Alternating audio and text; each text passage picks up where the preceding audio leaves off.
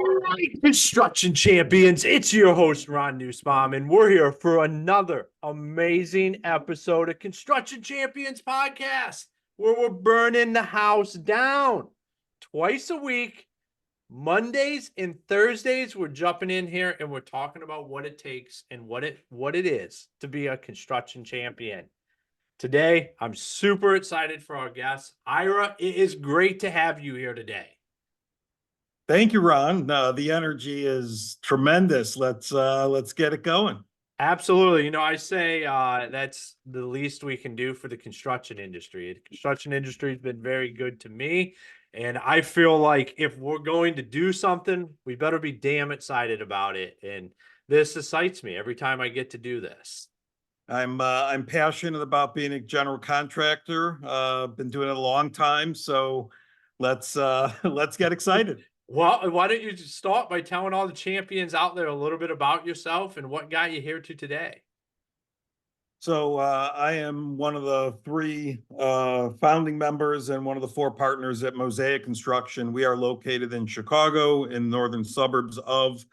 My construction career is 30 plus years, starting in the home improvement sector, and over the last 20 being part of my current company, Mosaic, as a design builder, where we are working in a bunch of different commercial projects. We have three different brands, and we are a relationship-based national general contractor with a very diverse portfolio and longevity in the business. I love it. I know you're going to bring a lot of great things to the podcast today. So we're going to dive right in there. I'm going to ask the $1 million question. And that is, what makes a construction champion? Just to make sure that I'm not going to fail the question, it's not a singular answer, right? There is like secret sauce that makes a construction champion, right? Absolutely. Okay. We've had 150 guests and we've had all kinds of amazing answers to the question. And every one of them brings their own unique perspective and sauce to it. All right. Well, for us, for me, I guess personally, being a construction champion is foundational in representing the Mosaic actions, which is kind of our cultural flagpole at the company, and it's for the championship of delivering projects awesomely and having cheerleader clients and having a great reputation, getting to that, longevity being certainly one of the key ingredients, being able to stay around, which means you've been through scars and wars, that you've made mistakes, that you've persevered. We've had growth and shrink and now growth, learning from your mistakes. But the success of a project as a construction champion, to me, is closing the loop and anticipating needs. If you can do those things well in forward project world, you are going to be a construction champion. You will stay in business. There's lots of things that support that: great communication, great processes, other things that we have implemented at Mosaic that help us be, great contractors. I love it. I love everything you're saying is very important to be the champion. But I think one thing that you're talking about that really gets overlooked a lot of times is that legacy, is building something that can weather the storms and understand the storms and what's going to happen. Because, we got a lot of guys listening to the show that probably been in business for 10 years or less, and they look at it as like, can I build something that's going to last the next 30 years? Can I build a legacy? Legacy building is about being smart enough to know you have to ask questions because you don't know it all. And, contractors, I'm not going to say all contractors are stubborn and all contractors are hard-headed and all contractors think their way is the best way. That's not true. And there's a certain amount of that personality within the trades. I mean, we work nationally. We probably have 600-700 trade partners in all the divisions across the various projects in the various states. And, having those relationships is also part of being a construction champion. Being able to source, vet, hire, and manage and successfully work on projects for the first time with a trade company the trade that's 10 years and younger, that's scaling his business or her business and looking to develop key relationships with repeat clients. General contractors feed trade contractors, plumbers, electricians, flooring, painting, drywall, commercial, residential, all kinds of sector projects. We're the ones that typically bring those to the trades.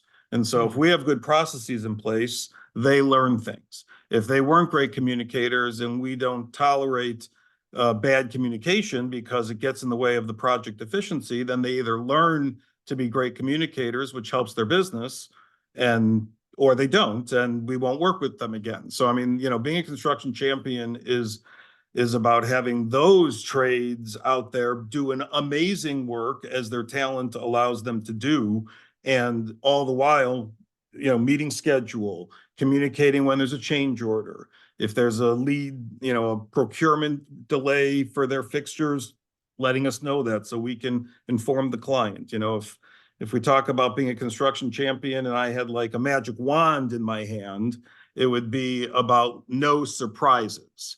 That would be like the greatest story of being a construction champion, that, everything went off as planned. There were no surprises, which in the world of general contracting and project remodeling, regardless of asset class, there are surprises and there are delays and there are things beyond control. So communication is really the best way to candid communication, timely communication. Those are championship qualities. Yeah, and I love, man, you're talking about not just growing your company and making it better, but also making the companies better that you work with. Like, that's powerful. Like, if you're going to have partners in what you do and you're going to bring in other people and you're going to help them become better businesses just because they're working with you, like, that to me is being a champion. That's what it's all about. Thank you. I mean, we are trade partner centric. They're not subcontractors to us. They are in many cases, family owned or locally owned. Smaller root. Maybe generational, but second generation concrete, second generation roofing. And yeah, I mean, they're small businesses are what keeps our country awesome. All this entrepreneurship and all this desire to, do it better than how you were working at it before because you were unhappy and you thought he did it the wrong way, and you're going to find a better way to do that. And that's the American dream part, that, we help those companies because they help us. Yeah, absolutely. So, did you guys start out with a plan to be a nationwide company, or was it just originally there in Chicago, work doing what you're doing, or was the plan Very, all very, along? very, very quickly. Andy, my partner, our CEO, we're the same age. He came out of school the same time as me. I became a home improvement guy. He founded a design build firm, mostly founded in older homes in nice suburban locations or Class A buildings for condos, doing design build. He was an architect from school. He partnered with an architect, and they started doing the hardest work there is, which is old homes, high-end design, luxury finishes. The families are living there and they're spending a lot of money. Those are not easy projects to deliver and, do as a design builder. And it was an easy entry point at that point a long time ago. And so that was the foundation of Andy's career. We've known each other for all the years and we became partners. And I came from this home improvement of window siding roofing, which translated me into the apartment multifamily asset class. We were doing windows and siding and roofing replacements on large suburban apartment complexes. And then we started doing unit interiors and then amenity spaces. And so locally, our portfolio for types of projects that we did changed when a homeowner that hired us for a residential design build is a doctor who has an office to renovate, and he comes to us to say, you did my home, will you do my office? Because it's going to have nice finishes. We would then get into a medical design build project. And we were working in the retail space. We've been working in hospitality. and our cannabis division, because we have three brands under Mosaic. Mosaic Construction is the company. Design Construction Concept is the residential design build brand I was speaking about. And Cannabis Facility Construction is what brought us national. We had clients that were awarded licenses in the Illinois cannabis medical market 10 years ago, and we were their chosen design builder for their first 3 retail locations. And that company expanded quickly. We went with them nationally as they started to work as a multi-state operator. Then we picked up other clients in the space. And so it was organic growth, no pun intended, I guess. But it was also opportunistic, relational, and somewhat of the courage to build the plane as we're flying it by learning how to work with local trades without having satellite offices in all of these states that we were now working in. I think what that comes down to is what you touched on is your ability to deliver the communication, all the aspects of the project and build that relationship. What you're doing at a national level, you had to do at a singular level beforehand, before that opportunity became what it is now today. And I think guys can take a lot away from you. Never know what project you're working on, what it might lead to next. Totally agree with that. I mean, I need to raise up and let's start this over a few minutes ago. And let me also say that the team that is Mosaic Construction, our team, the people that we do employ, yes, there are all those trade partners and vendors that are key family members, but the inner family, the Mosaic family, they are rock stars. And so having team talent that is in charge of running projects from a management, an executive level, our accounting department that supports our production department, our administrative team, which is phenomenal. We've got a high energy group for our outreach on business development because we are existing in so many states and we're existing in so many different remodelings of different assets, be it an apartment or a cannabis dispensary. We're saying yes to a lot of things. We have a history of working in nonprofit and doing nonprofit work locally to Chicago mostly. So it's relationship. It's I've been very fortunate to have two, for the most, our fourth partner is 2 years almost to the day going to be with us, but my founding partners are amazing partners. Mm. My window siding roofing world had not a construction champion story because I didn't have a partner that was like the partners that I have. And so if you really want to talk to a champion in the construction industry, my partner, Andy, our CEO, he is a Titan champion. He's done it all. He's amazing. He knows how to do it the right way. He knows how to build relationships. He's a great communicator, very direct. And we've built loyalty and good reputation through his leadership. Yeah, I would have to guess when I think about all the moving pieces to what you're doing and the multitude of projects, like the team and the culture that you guys have built there has to be almost beyond word class. Thank you. I'm proud. Well, it's not an easy feat. I mean, when you talk about just what you do locally and then you take that to a national level, and like you said, you have to build that plane while you're figuring it out. Like, what does that look like? And that's pretty amazing. It's a testament to be able to be successful with that. It's a testament to what you say. So, like, you can tell what you're saying and what we're talking about. You're not just here to say it; it's happening every day. You hold people to these standards, and then you're also helping them grow their businesses, which who knows what the ripple effects of that would be long term on somebody when they show up and you're like, well, no, this isn't how we do it on this build here. This is how it has to be done if you want to work with us. And then they take that and implement it in their own business. Like the rippers of that is, to me, is powerful. Well, I mean, the changes that I mean, we can't force them to change. I mean, we have our own training and our own culture and our own processes and our own compliance around those processes. And so our team performing at a high level, checking the box on all of the various pre-con work or bidding work or accounting checklist to make sure that, we're collecting our monies and, we're observant and we're flexible and, we're sometimes uncomfortable, and that's where the change is coming from. Hmm. So I got all kinds of different questions, I guess. You have a multitude of everything that's happening all the time. You've touched on communication, you've touched on building a legacy.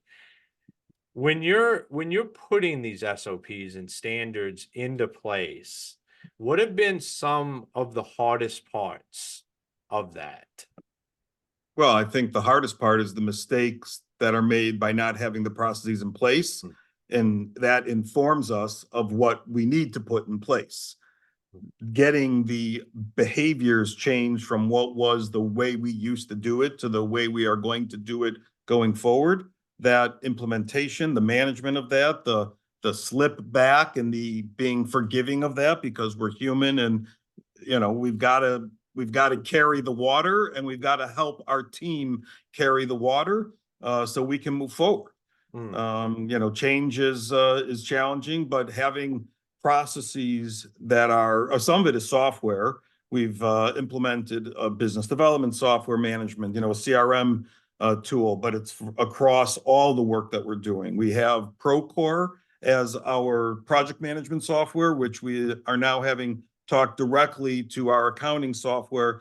So we're streamlining the communication and technology between two programs because they're related in a business arrangement, even though they're different companies. And so our team is now learning. They were working independently, now they're working together, and new responsibilities for who handles what portion of the change order process are things that have to be process implemented, trained on, and monitored. So we're keeping score. We're measuring metrics. We're trying to do it better than we did it a few days ago. Mm. Yeah, and I mean that's all we can really do. Like I think people they can take on too much where they're trying to do way, way more than what needs to happen when what you really just have to do is what you said, is you just have to be better than you were a couple of days ago and continue to do that. The technology helps. I mean, once you know the technology and you routine yourself around, I made a call, I need to mark it in the CRM that I made a call, and that muscle memory that you build, it gets easier, and ultimately, as expected, there are efficiencies that are created and we become better. Hmm. Yeah, absolutely. I'm definitely a component of growing technologies throughout the construction industry and continuing to grow business that way because it makes us better. Like technology is designed to work alongside us. And if we find the right tools that fit in our businesses and utilize them how they're supposed to be utilized, you'll gain efficiencies. It'll make life easier for everybody involved. Well, and also, Ron, the duplication of like the creation of the processes allows for that role to be duplicated in another person because you have a roadmap to the role, Hmm. to the primary job responsibilities, to the daily tasks that they're responsible for, and for the softwares or for the people that they're going to regularly interact with. So you can scale the business by, having great team who then train alongside their co-team member in the same role because we've brought more projects on, because we've got more trades to manage, because we've got more accounting needs that we had. And so all of that that's a good story. Hmm. Yeah, no, absolutely. So you've been doing this a long time, 30 years. Like, if we could go back a decade ago, what would you tell yourself about where you are at and where you're headed? That's a good question. 10 years ago, we were literally not in the cannabis business. And so that more than anything has transformed, a lot, from the revenue line to the states we're working in to the amount of trades and processes that have come into place. I would say the yes and philosophy that has been the source of our scaling because of opportunities that have come in front of us. And just because we hadn't worked beyond Illinois, Wisconsin, Indiana, Michigan, and somebody wanted to take us to Pennsylvania, but we had never been there, it would have been easy to say no to that. Mm. And, we figured it out. So saying yes is going to expand the business. A yes and philosophy is super helpful. I would also say that, the delegation of responsibilities to competent team is something that, I don't do even today. I could, improve on that. But 10 years ago, I was way worse. Having the team mentality, asking for help, training them on how to do it, and giving the best person the assignment so I can remain in my genius zone, which is, areas of the business that are augmented because that's where I'm spending my time versus in the morass of, some of the administrative work or the phone call work or the email response work, stuff like that. I love it. I love that, you're still working on stuff. Like you're Oh, still developing and it's, work in I progress. mean, but we all are. And as long as we understand that, like that's what matters. Like I think some people get to a certain point and they think like, especially it can be in the construction industry, we can have some personalities that think they've arrived and that they don't need to improve anything more, but that's not how it works. Anywhere where you're at, there's continuous growth that happens. You have to be continuing to get better and understand where your weaknesses are. The other thing that's, clearly out there is all of the information from, industry events, staying relevant in the industry, to expert companies operating. There are 100,000 construction companies in the United States. I have no idea what that number is, but there's tens of thousands, and there's many, many in Chicago that are excellent and do have a civic mind and a charitable endeavor and have groomed terrific professionals. Even though I've never intersected with them, our industry is awesome in both, the commercial, the union, the non-union. There's crappy stories. If you ask anybody residentially, everyone's got a story about a project. And when I was doing the window siding roofing residentially, and when we were more focused on the, luxury brand and the design build work with those, yeah, those are learning opportunities for sure. But in the world of commercial construction and Chicago being a major market, there are amazing companies doing amazing things. And there's information out there that I can learn from and I can go to that I don't think existed as well 10 years ago or 20 years ago, or when I started 30 plus years ago, than there is today. The access to information is awesome. Yeah, I agree with that 100%. I mean, the internet, unless they delete it, we take a conversation like this and put it on there and it's there. Well, think about what you've created. Your whole platform, podcasting in construction. I've been a guest on many shows because there are many shows that have been created, which is a relatively new aspect of how people learn about being a better business owner, being a better contractor, investing in multifamily, managing a real estate portfolio. There's so many great shows like this that, your listeners are benefiting by you curating a nice list of guests. That's what I believe, and this has become one of the most favorite things I do because I get to have great conversations with people like you, and I get to hear from the listeners that this is something that changes their life. Sometimes I've had a couple of those happen. So, man, great conversation. I love it. I love what you're doing. You build a great business. You're a wealth of knowledge. You are a construction champion. And Thank you. for all the champions out there listening, if they wanted to follow you, connect with you, learn more about what you're doing, where's the best places for them to do that?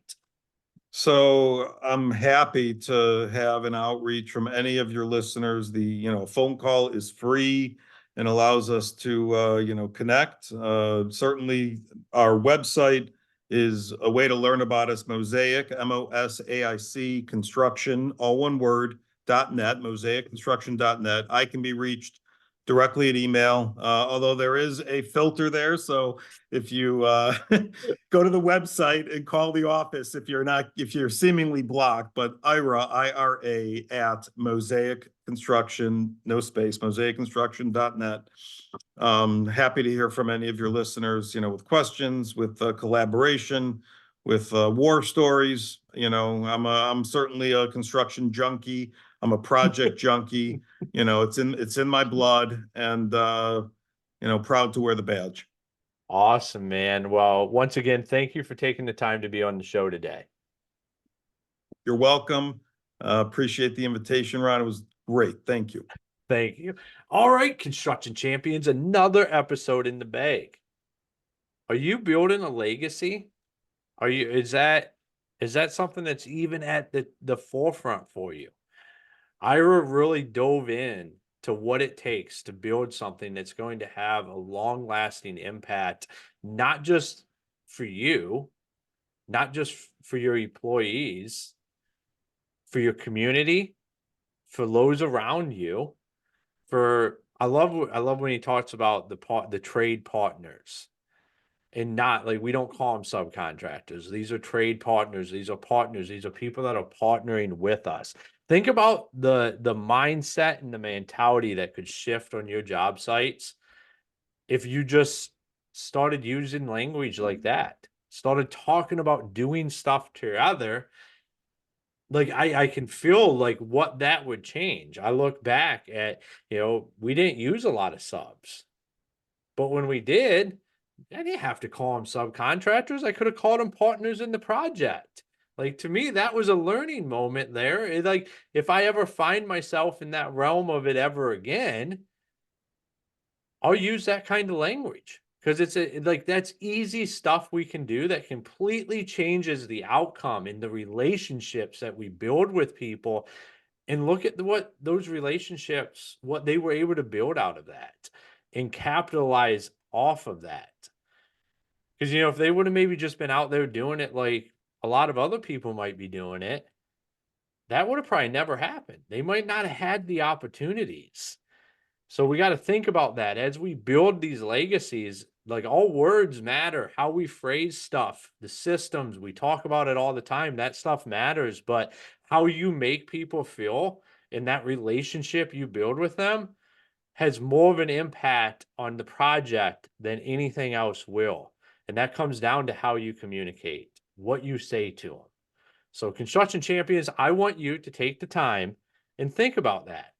Where is there places where you could be doing better with how you communicate, your terminology that you use? Make sure you go check out our website, check out all of our great sponsors that keep this show rocking and rolling.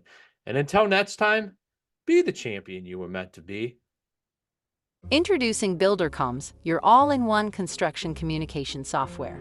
Say goodbye to communication mishaps that cause frustration among builders, contractors, and clients. The BuilderComms platform unifies communications, making it easy for you to chat, share updates, and collaborate effectively in one place. Experience the transformation in construction project management with BuilderComms. Visit us at buildercoms.com to learn more and start streamlining your projects today.